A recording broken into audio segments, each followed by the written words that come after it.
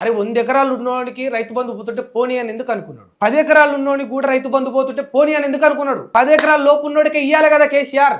దీనికి ఆన్సర్ ఏంటి తెలుసా? 10 ఎకరాలే ఉన్నాయి, 100 ఎకరాలే ఉన్నాయి, నాది సాగు చేసే భూమి, సాగు చేయని భూమి అని అందరూ గవర్నమెంట్ ఆఫీసుల చుట్టూ పోవాలి. ఇప్పుడు పోయి అప్లికేషన్స్ పెట్టుకోవాలి, పోయి వాళ్ళు ప్రూవ్ చేసుకోవాలి.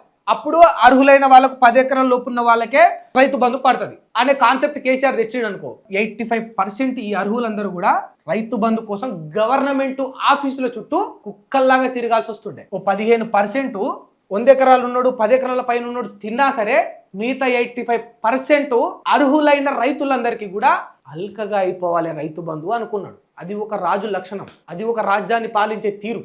ఇది తెలవని దుర్మార్గులకు 100 అంటారు. ఎందుకంటే ఇప్పుడు 100 ఎకరాలు ఉన్నోడు నిజంగా కేసీఆర్ ఇస్తే రైతు బంధు కోసం ఎదురు చూస్తాడా? వాడు 10 ఎకరాలు అమ్మితే వాడు లైఫ్ సెటిల్. మాట చెప్తున్నా, మీకు అర్థం కాలే ఇదంతా కూడా.